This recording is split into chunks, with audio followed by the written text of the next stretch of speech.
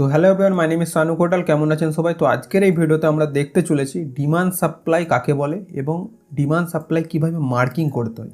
ওকে, তো তার আগে আমি একটি কথা বলে নিই, এই তিনটি ভিডিও এখনও পর্যন্ত যদি না দেখে থাকো তো এই তিনটি ভিডিও দেখে নাও, কেননা আমরা স্টেপ বাই স্টেপ ভিডিও বানাচ্ছি। তো এই ভিডিওটি আপনাদের বুঝতে একটু সুবিধা হবে।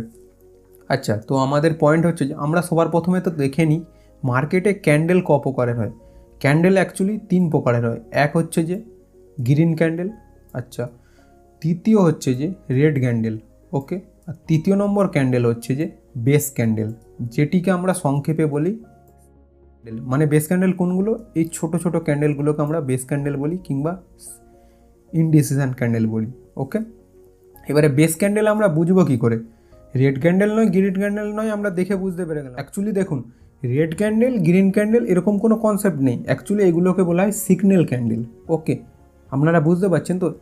এই দুটো ক্যান্ডেলকে বলা হয় সিগন্যাল ক্যান্ডেল। অ্যাকচুয়ালি এইটাকে বলা হয় বেস ক্যান্ডেল। ওকে, দেখুন, বেস ক্যান্ডেল যে কোনো কালারের হতে পারে, রেড ক্যান্ডেলেরও হতে পারে, গ্রিন ক্যান্ডেলেরও হতে পারে, ঠিক আছে? তো এবারে দেখুন, এবারে মেন পয়েন্ট হচ্ছে যে বেস ক্যান্ডেল আমরা বুঝবো কী করে। দেখুন, বেস ক্যান্ডেলের সবসময় উইক সবসময় বড় হবে, মানে এরকম উইক সবসময় বড় হবে এবং এর বডি সবসময় তুলনামূলক ছোট হবে। যার বডি তুলনামূলক ছোট সেটি হবে সবসময় বেস ক্যান্ডেল, মানে ইনডিসিশন ক্যান্ডেল। ওকে, এটি আপনারা বুঝতে পারছেন। তো এটি আরও ডিটেলসে আমরা নেক্সট ভিডিওতে জানতে পারবো। আচ্ছা, সবার আগে আমরা একটু মার্কিংয়ের ব্যাপারে একটু জেনে নিই, কীভাবে কি মার্কিং করতে হয়। আচ্ছা, তার আগে একটু বলে নিই আমি, ডিমান্ড সবসময় নিচে হয়, ডিমান্ড সবসময় নিচে হয় এবং সাপ্লাই সবসময় উপরে হয়। ওকে, আচ্ছা দেখুন, এখান থেকে আমরা একটু শুরুবাত করি। সাপোজ ধরুন মার্কেট এরকমভাবে পড়তে পড়তে এই রেড ক্যান্ডেলটা ক্রিয়েট হলো। ওকে, আচ্ছা, তারপরে মার্কেট কি বানিয়ে দিল? একটি ইনডিসিশন ক্যান্ডেল মানে বেস ক্যান্ডেল বানিয়ে দিল। আচ্ছা, ইনডিসিশন ক্যান্ডেল যখনই মার্কেট বানায় তখন আমরা কেউই জানি না যে মার্কেট পরের ক্যান্ডেল গ্রিন বানাবে না রেড বানাবে। এই জন্য এর নাম ইনডিসিশন ক্যান্ডেল। কেননা বায়ার অ্যান্ড সেলার ইকুয়াল থাকে, তাই আমরা কেউ বুঝতে পারি না যে এটি রেড ক্যান্ডেল বানাবে না গ্রিন ক্যান্ডেল বানাবে। তো সবসময় ইনডিসিশন ক্যান্ডেল বানানোর পর কিছুখানা ওয়েট করতে হয় একটা ক্যান্ডেল ক্লোজিংয়ের জন্য। তো যেমনটা মার্কেট এখানে গ্রিন ক্যান্ডেলের ক্লোজিংটা দিয়েছে, তো সেই ক্ষেত্রে কী হলো আমাদের, মানে একটি সিগন্যাল ক্যান্ডেলের ক্লোজিং দিয়েছে। তো সেই ক্ষেত্রে আমাদের কি হয়ে গেল? এটি যদিও বা বেস ক্যান্ডেল নিচে ছিল এবং গ্রিন ক্যান্ডেলের ক্লোজিং উপরে এসেছে, তাহলে এটি হয়ে গেল আমাদের ডিমান্ড। ওকে, আচ্ছা, সেম জিনিস অপোজিটে একবার সাপ্লাইটা দেখে নিই। মার্কেট এরকমভাবে উপরের দিকে যাচ্ছিল। আচ্ছা, গ্রিন ক্যান্ডেল বানানোর পর একটি প্রোডাক্ট করে একটি বেস ক্যান্ডেল বানিয়ে দেয়, মানে ইনডিসিশন ক্যান্ডেল। আচ্ছা, তো আমাদের পরের প্যারামিটার কী ছিল না, ইনডিসিশন ক্যান্ডেল যখনই বানাবে আমাদেরকে একটি সিগন্যাল ক্যান্ডেলের ওয়েট করতে হবে। ওকে, আমিও জানি না, আপনারা কেউ জানেন না যে মার্কেট গ্রিন ক্যান্ডেল বানাবে না রেড ক্যান্ডেল বানাবে। ওকে, তো এখানে দেখুন, যেমনটা মার্কেট একটি সিগন্যাল ক্যান্ডেল ক্লোজিং দিয়েছে, তাহলে সেই ক্ষেত্রে আমাদের কি হবে? এটি হবে সাপ্লাই। কেন? সাপ্লাই সবসময় উপরে থাকে। তো সিগন্যাল ক্যান্ডেল ক্লোজিং তো দিয়েছে, তো এটি কি ক্যান্ডেল? এটি রেড ক্যান্ডেল। ওকে, বেস ক্যান্ডেলটা কোথায় এলো? ওপরে।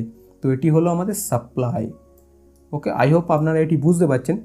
এবারে আমরা এসে যাই যে ডিমান্ড সাপ্লাই কী করে মার্ক করতে হয়। ওকে, তো দাঁড়ান আমি এইগুলোকে আমি ক্লিয়ার করে নিই। আচ্ছা, এবারে দেখুন, আমাদের যেমনটা এটি ছিল আমাদের ডিমান্ড। ওকে, সংক্ষেপে আমরা ডি লিখে নিই। এটি হলো সাপ্লাই। ওকে, আচ্ছা, সবার প্রথমে তো ডিমান্ড মার্ক করা আমি দেখাচ্ছি। আচ্ছা, ডিমান্ড মার্ক করার জন্য এই বেস ক্যান্ডেলে আমরা মার্কিং করব, ঠিক আছে? তো এই বেস ক্যান্ডেলের লো হবে আমাদের লো পয়েন্ট আমরা মার্কিং করব, বেস ক্যান্ডেলের লো পয়েন্ট আমরা মার্কিং করব। আর বেস ক্যান্ডেলের ক্লোজিং মানে এই গ্রিন ক্যান্ডেলের ক্লোজিংটা আমরা মার্কিং করব। ওকে, এটি হলো আমাদের ডিমান্ড। আচ্ছা, সেম অপোজিটে সাপ্লাই কীভাবে মার্কিং করব? সাপ্লাইয়ের বেস ক্যান্ডেলের হাই হবে আমাদের প্রথম লাইন, মানে অ্যাকচুয়ালি হাই আমরা মার্ক করব, তারপর হবে রেড ক্যান্ডেলের ক্লোজিং মার্ক করব। তো এটি হলো আমাদের সাপ্লাই। আচ্ছা, এরপর কি হবে? এটি আমি একটি বোনাস পয়েন্ট দিচ্ছি, এটি আমি আরও ডিটেলসে নেক্সট ভিডিওতে আনবো। দেখুন, এরকম ডিমান্ড যাই তৈরি হয়ে গেল। এবারে কি হবে আমাদের? মার্কেট যখনই নিচে আসবে তো আমরা এখান থেকে বাই করব। দেখবেন মার্কেট এখান থেকে ওপরে যাবে, ঠিক আছে? কেননা এটা ডিমান্ড। তো এখানে হবে আমাদের এন্ট্রি পয়েন্ট, আমি সংক্ষেপে দিয়ে দিই। এখানে হবে আমাদের এন্ট্রি পয়েন্ট এবং এসএল কোথায় লাগাবো? এসএল হবে এই জোনটার নিচে, এখানে থাকবে আমাদের এসএল। ওকে, আই হোপ আপনারা বুঝতে পারছেন, কিন্তু এটি আমি সংক্ষেপে বলছি, ঠিক আছে? এটিকে দেখে কেউ চার্টে অ্যাপ্লাই করতে যাবেন না, ঠিক আছে? তো সেম জিনিস সাপ্লাইয়ের ক্ষেত্রে কী হবে? সাপ্লাইয়ের ক্ষেত্রে কী হবে না, সেম মার্কেট এখানে ক্লোজিং দিল, ক্লোজিং দেওয়ার পর মার্কেট পুনরায় যখন উপরে যাবে তো এখানে আমরা এন্ট্রি নেব।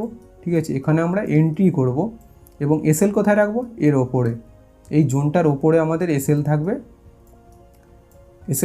এবং টার্গেট কোথায় রাখবো, এর হাই ভাঙা পর্যন্ত, মানে টার্গেট এখান পর্যন্ত। ওকে, এখানে আমরা এন্ট্রি নিই সাধারণত এবং এর উপরে এসএল রাখি। এটি হলো ডিমান্ড সাপ্লাইয়ের বেসিক কনসেপ্ট। ওকে, এর পরের যে আমি ভিডিওটা আনবো সেটি হবে চার্টের ওপর, মানে লাইভ চার্টে আমি দেখাবো কীভাবে ডিমান্ড সাপ্লাই মার্ক করতে হয়